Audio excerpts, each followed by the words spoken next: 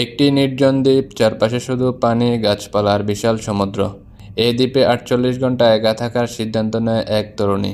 তার সঙ্গে রয়েছে কিছু প্রয়োজনীয় ক্যাম্পিং সরঞ্জাম এবং তার বিশ্বস্ত কুকুর।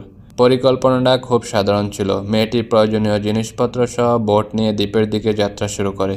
মেঘলা আকাশ, গুড়ি গুড়ি বৃষ্টি হচ্ছে। কিছু সময় পর মেয়েটি দ্বীপে পৌঁছে যায় এবং তার জিনিসপত্র বোট থেকে নামিয়ে নেয়। প্রচণ্ড বাতাস বইছে দ্বীপে। তাকে সর্বপ্রথম ক্যাম্প তৈরি করতে হবে। ক্যাম্পের জন্য জায়গা নির্বাচন করার সময় সে কয়েকটি বিষয় লক্ষ্য রাখে। জায়গাটি যেন খুব নিচু না হয়, বৃষ্টির পানি যেন সেখানে জমতে না পারে, সমুদ্রের ঢেউ যেন সরাসরি পৌঁছাতে না পারে, আর আশেপাশে এমন কোনো শুকনো গাছ যেন না থাকে যেখান থেকে বড় ডাল পড়ে দুর্ঘটনা ঘটতে পারে। কিছুক্ষণ খোঁজার পর সে একটি তুলনামূলক উঁচু এবং শুকনো জায়গা পেয়ে যায়। এখন এখানে তৈরি হবে তার পরবর্তী ৪৮ ঘন্টার ক্যাম্প। জায়গা নির্বাচন করার পর মেয়েটি কাজে নেমে পড়ে। প্রচণ্ড বাতাসের মধ্যে সে তার ক্যাম্প তৈরি করছে।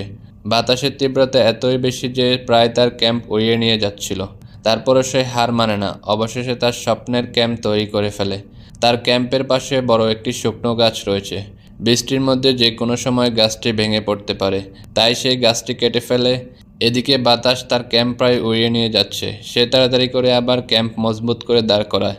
শুকনো গাছটির ডালপালা, কাঠ আগুন জ্বালানোর জন্য সংগ্রহ করে নেয়। ক্যাম্পের ভিতরে ঢুকে সে তার ক্যাম্প পরিষ্কার করতে থাকে এবং সে লক্ষ্য করে তার কুকুরটি ভিজে গিয়েছে, তাই তাকে একটি শুকনো টাওয়ালের উপর রাখে।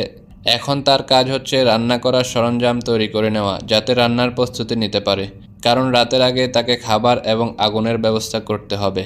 সে যখন আগুন জ্বালাচ্ছিল, তার কুকুরটি তার পাশে এসে বসে। আগুন জ্বালিয়ে মেয়েটি একটু স্বস্তির নিঃশ্বাস নেয়, কিন্তু হঠাৎ তার মনে পড়ে রাত হওয়ার আগে তাকে সব কিছু সেট আপ করে নিতে হবে।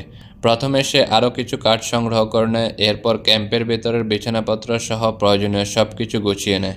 বিছানাপত্র গুছিয়ে মেয়েটি স্বস্তির নিঃশ্বাস নেয়। তার কুকুরটিও শান্তভাবে বসে থাকে। একটু রিল্যাক্সের জন্য সে চা বানিয়ে পান করে এবং রাতের খাবারের জন্য প্রস্তুতি নিতে থাকে।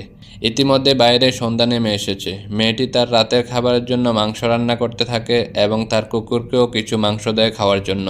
ইতিমধ্যে চারদিকে অন্ধকার নেমে এসেছে। তার রান্না করাও প্রায় শেষ, এখন খাওয়ার পালা। সারাদিনের ক্লান্তি শেষে রাতে মনের আনন্দে খাবার খেয়ে ঘুমিয়ে পড়ে, কারণ তাকে সকাল সকাল উঠতে হবে। সকালে ঘুম থেকে উঠে সে দেখে বাইরের পরিবেশ একবারে শান্তশিষ্ট হয়ে গেছে। কালকে যেভাবে বৃষ্টি হচ্ছিল, প্রচণ্ড বাতাস ছিল, কিছুই নেই এখন।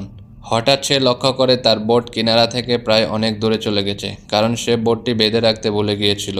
সে তাড়াতাড়ি করে সাঁতার কেটে গিয়ে তার বোটটি আবার কিনারায় নিয়ে আসে এবং গাছের সাথে বেঁধে রাখে। যেহেতু বৃষ্টি নেই, মেয়েটি সিদ্ধান্ত নেয় বড়শি দিয়ে কিছু মাছ ধরে নেবে, কারণ এখানে প্রচুর মাছ রয়েছে। বড়শিটি ফেলে মেয়েটি আবারও আগুন জ্বালানোর জন্য প্রস্তুতি নেয় এবং আগুন জ্বালিয়ে কফি বানিয়ে নেয়। একটু পর গিয়ে দেখে বড়শিতে মাছ বেঁধেছে। উঠাতে গিয়ে মাছটি পড়ে যায়। মেয়েটি মন খারাপ করে। মন খারাপের মাঝে এসে কফি পান করে এবং দ্বীপের সৌন্দর্য উপভোগ করতে থাকে এবং মনে মনে চিন্তা করে, প্রকৃতির কাছে মানুষ যতই ছোট হোক, সঠিক প্রস্তুতি, ধৈর্য এবং বুদ্ধিমান সিদ্ধান্ত তাকে কঠিন পরিস্থিতি পার হতে সাহায্য করতে পারে। এটাই ছিল সেই মেয়েটির ৪৮ ঘন্টার দ্বীপে সার্ভাইভাল অ্যাডভেঞ্চার।